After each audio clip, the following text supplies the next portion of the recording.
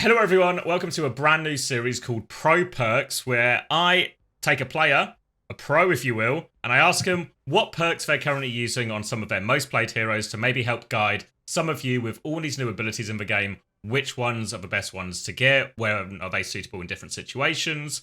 So my first guest is FunnyAstro. Welcome Daniel. I thought I'd start just by asking, you've had a couple of days of scrims now, how do you feel perks have impacted and changed the game so far? I think they haven't really shaken up the meta.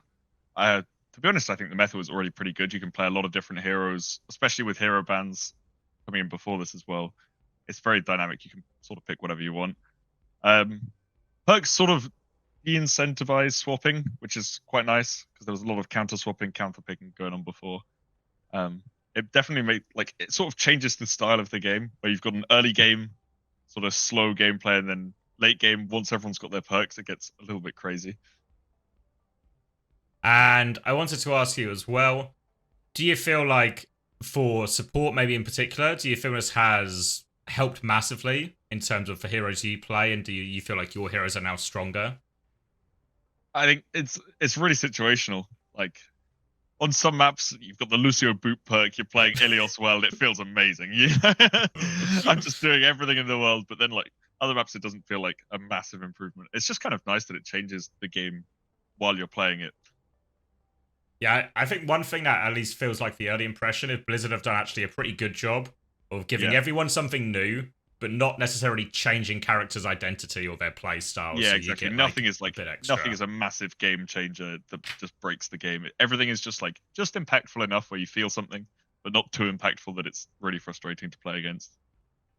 Then, on that note, we should probably talk about some perks then and talk us through which direction you're going with all of these. So I thought, where better to start than Lucio, of course. So where are we going with our first perk, our minor perk? You've got the base blowout and the grooving.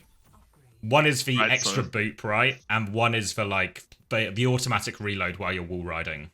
This is actually a really interesting one because I thought I would always pick the boop, but then the first time I played in scrims, I misclicked and chose the wrong one. But the reload was actually quite nice. It was a welcome misclick if I just show it off now. You can almost infinitely shoot with this. You see, just my ammo keeps ticking up. So you're probably going to build ult faster as well, right? As a result, yeah, you can just constantly spam and farm. It also works while you're skimming walls. You don't have to stay on the wall. You still reload like this. You don't jump off the map. But it does feel all right. I don't love it because it sort of messes with your muscle memory. I feel like I have to press R after I shot 4 or 5 times, and it just doesn't work. It messes with my brain too much, so I don't like picking it. I think the boop one is just more consistent. It's just a straight buff.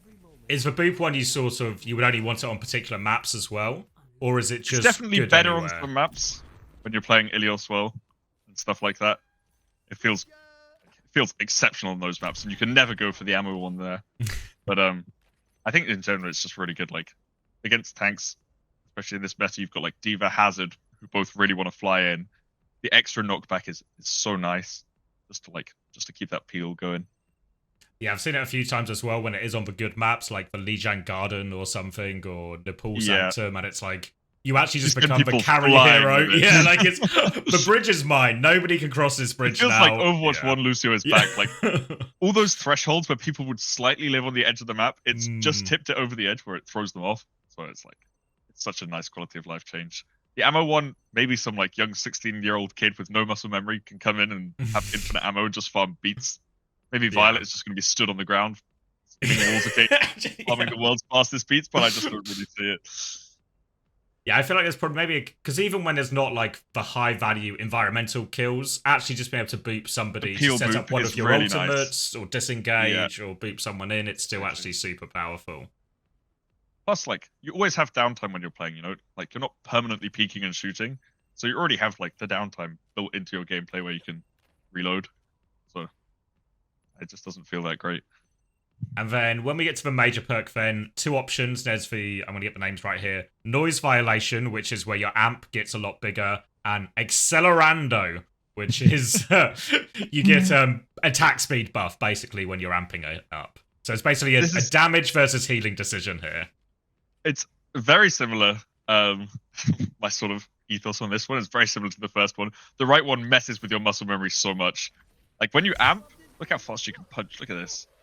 But it feels so wrong that it's not great. And then also like the situations, amp doesn't last that long. It feels like a feels Reddit really Lucio perk, situational. you know? Yeah. Where it feels like if I'm just going to be rolling out and going in. Like, it feels nice for chasing traces around. Like, you pop amp and you just run at a tracer with infinite attack speed, but at most you're going to hit like 1 or 2 more shots. I mean, at most you'll one-shot everyone, but I mean, it's just so hard to use. Lucio's already a hard hero to aim with. And then changing all that muscle memory to learn to aim again at a different attack speed rate is like, it feels really awkward. Whereas the amp range increase is actually such a big range increase. If you see, yeah, because it has like a special effect now as well, or like a visual effect, so you can sort of see the wave a bit more vividly as well. And it's actually like it really does catch a lot of people. It'll reach from here to here, like it's so far. It's just really consistent. It's the same as the boot buff, where you don't need to think about it. You don't need to do anything. You just click the perk, and it just makes your hero better. Yeah, just a stat upgrade, basically. Stat upgrade is so good, and it's not a small stat upgrade. There's a lot of times where you're gonna leave someone behind, and then suddenly they're in your amp range. It's really nice. I love the animation that comes with it as well, because now you can tell when the enemy Lucio uses amp. Well, yeah, when I was watching some stuff third person, I was like, it's actually so much clearer when people are using amp now, because normally to tell if someone's used amp, I just need to see, is everyone moving faster? Everyone's moving a little bit faster than usual. I think amp has been invested here. Now there's like a clear visual indicator, so it feels actually pretty good as well. So yeah, Lucio, boop increase, amp range, just 2 really good stat increases. Really nice. You farm beat faster with the second one. So, always love that. All right, nice and easy then. Then, should we hop on to Juno? Can do some bit of Juno perks, because I feel like Juno's also. I feel these like don't feel very impactful, to be honest. I feel like when I've been watching them, I feel like most people have also gone the same direction as well. Because the first minor one is Hyper Boost or Familiar Vitals. Familiar Vitals is for faster torpedoes. Hyper Boost is like just a movement boost, essentially. Yeah, I mean, if I show Hyper Boost, this feels terrible. Like, it just feels like you're lagging. Yeah, it feels like you've like jumped a few frames. Yeah. Yeah, and Juno's already got like, if you've got your shift and your E up, you've already got insane survivability. So it's not really a situation you need it. And again, it's just like a straight stat increase on the right click is so nice. Like the speed these lock on, it's kind of nuts. Good in emergency situations where. Yeah, exactly. It just increases your heal per second, which is again stat increase. OP. Always go for the stat increase. Well, it feels like there's always like a bit of a divide where the perks are like, are they ones that help you in maybe niche situations or just during your ults? Or are they just going to help you do something that you're actually doing all the time anyway? You're just going to be able to do it slightly better. Exactly. Okay. And then just like something you're doing all the time. And now the major perk. This one's a bit of a... Because this is in many ways it's the same sort of crossroads we reach where it's movement and survivability, or are we doing damage? This is actually a controversial one. I personally love the reboots. The glide boost resets double jump. I think you can do some crazy movement against this, but you can double jump, you can triple jump. It's not exactly a long cooldown. It's every 6 seconds. If you're playing against the dive comp, some sort of like Diva Tracer comps, it's really good because the higher you are in the air, the less damage Tracer's going to do to you, and it's more awkward for her to shoot you. So I personally love this one. I know some people love the crit, especially Landon. I've seen a lot of people selecting Master Blaster. I feel like everyone's a lot of people defaulting to that at the moment so they can get some headshots in. Yeah, but I think the situations where you can actually crit someone and make full use of this perk, it's really niche. Maybe. Like, the triple jump is always useful. Every shift, triple jumping is lovely. It's like just a little bit of extra survivability. At the end of the day, Juno isn't really a DPS. The amount of times you're going to go 1v1 someone, and that crit is going to be the difference maker between you winning and losing, is very slim in my opinion. But I think it definitely has its place. Like, I've been picking it in rush comps when the enemy team isn't on dive. Like, when you're going to survive anyway with your existing movement when you don't so need the might as triple well jump. get it. Yeah. when they have a sort of dive comp, I love the triple jump, but there's just no reason not to take the crit when they have no dive comp, because if you die, you're a client. Yeah, it should be hard anyway. You're just getting it's just a headshot or something anyway, right? Like, yeah. Exactly. Like this is nice, but I'm personally a heal bot Juno, so I love this extra survivability. Just living. Yeah. All right, that's interesting because I have seen a lot of people seem pretty Master Blaster pilled. Yeah, a lot of people seem to love the crit Juno. I just don't think it's doing as much. There's always like an argument as well. Is this whole thing of like, is it worth the high value moment, or is it just something that's consistently better, more reliable, etc.? It's also it's a playstyle thing as well, right? Like if you're confident that you're just gonna run around, crit everyone, and take over the lobby, take the crit. But I personally I like to play for my team as Juno. I'm a healy little boy. I just want a little bit more movement and more healing. I guess it maybe depends a little bit on the comp, right? Like lots of people run Juno Lucio, where all of a sudden you're going to be pocketing people almost all the time anyway. Whereas if you're running like an Ana Juno or something, and you're just playing to maybe support the side fight a little bit more, there's more value in the extra damage and all of it. Yeah, exactly. I think it's definitely a situational one. Also, in the kill feed, there's no crit indicator.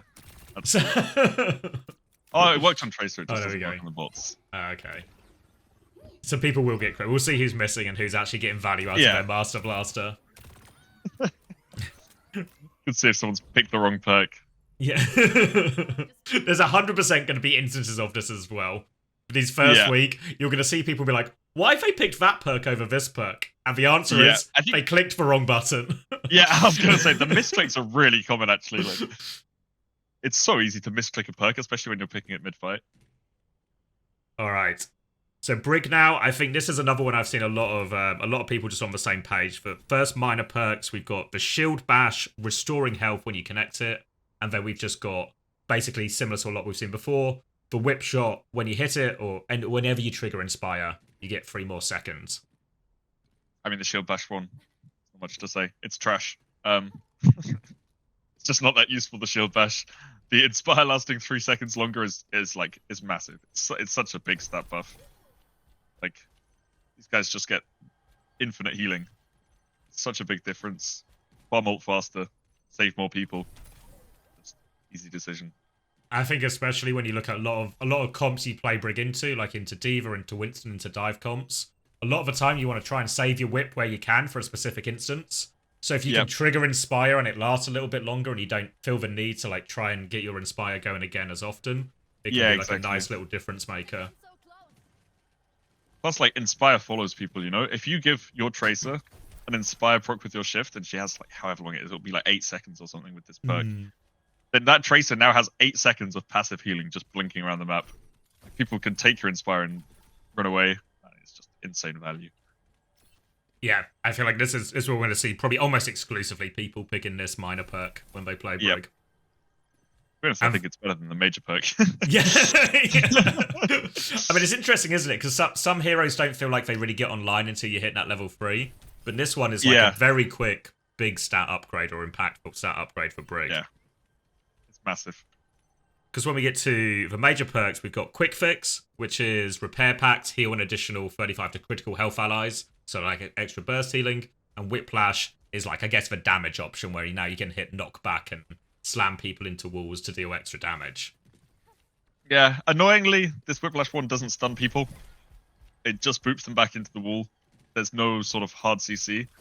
I think if they added that, it would be nice. The 50 extra damage is quite decent, but it's quite a niche situation where you're whipping someone who's against the wall.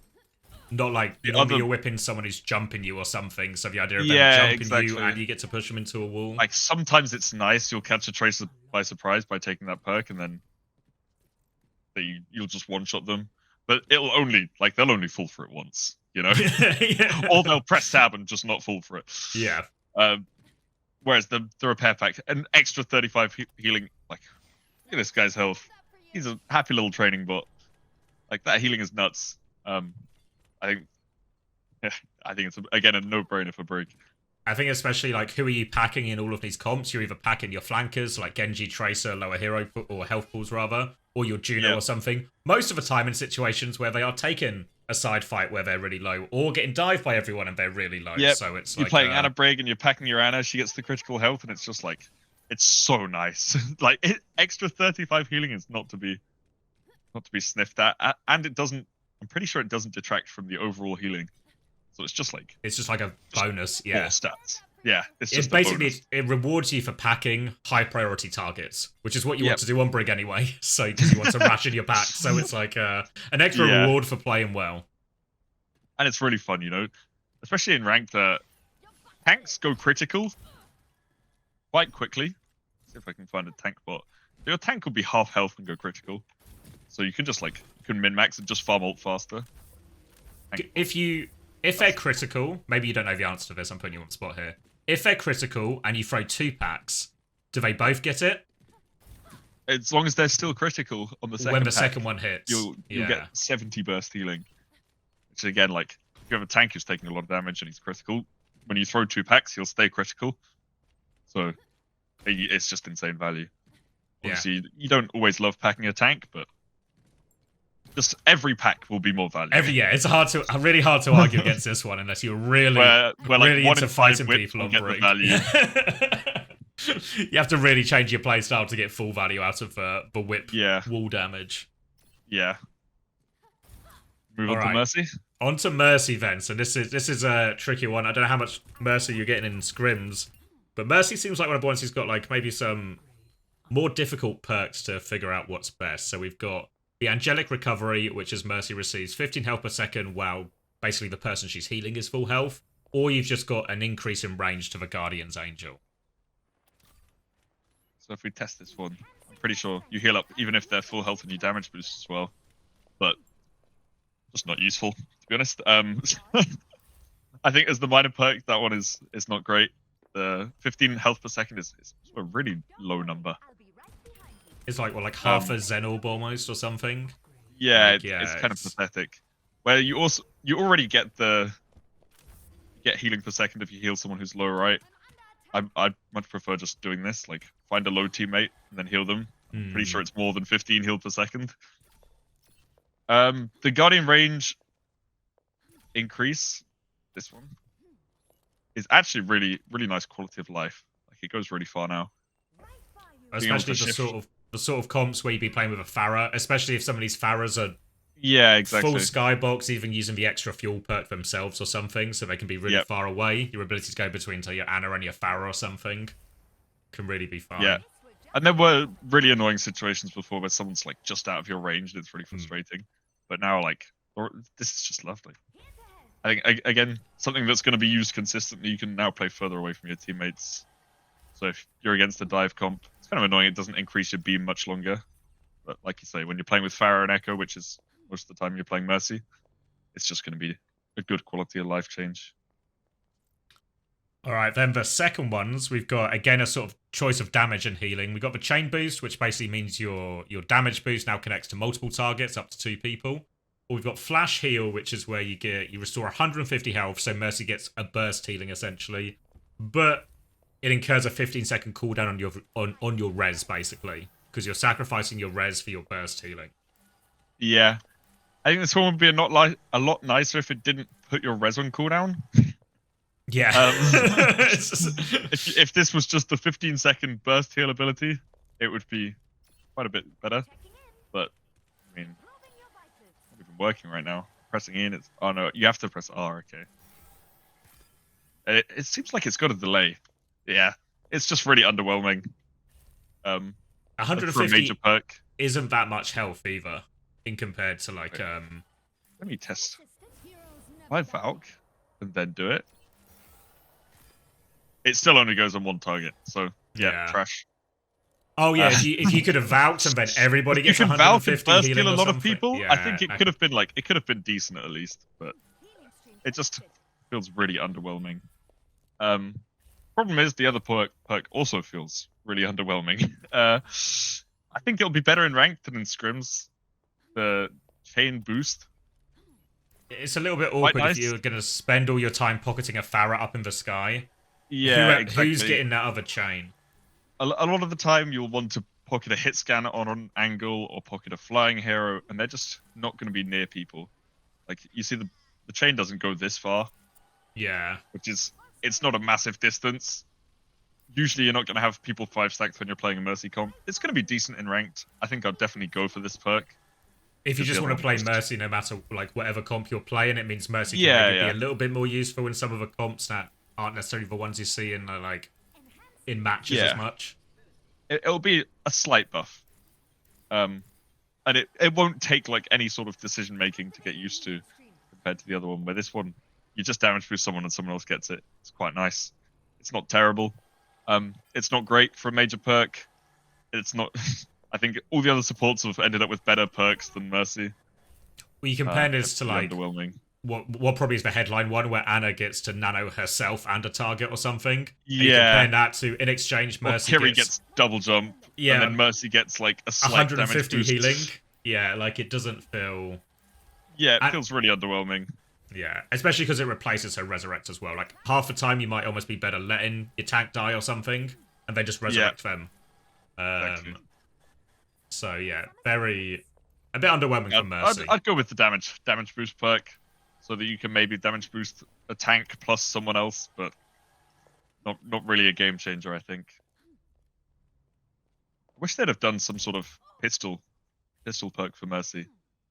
Like just giving her a deagle or something, giving her a bigger gun. Yeah, just give her some sort of buff to a pistol, so that, because then I think that would be really interesting. You'd have to choose between like Guardian Angel range increase, or like choose between healing and actually like DPSing. Maybe in your pistol does more damage or something.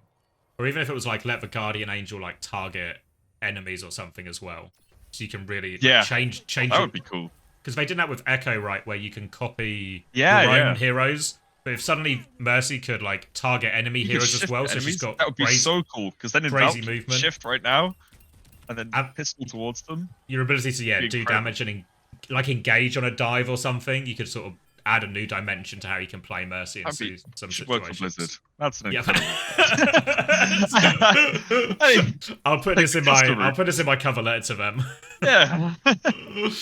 Hey, that's a genius perk. It'd be so much better than the ones she's got here. I think it'd be fairly balanced as well. Like really situational, change the way the hero's played, but not make it game breaking. Stuff like that I think is really cool, but yeah, it's just really underwhelming. Yeah. All right.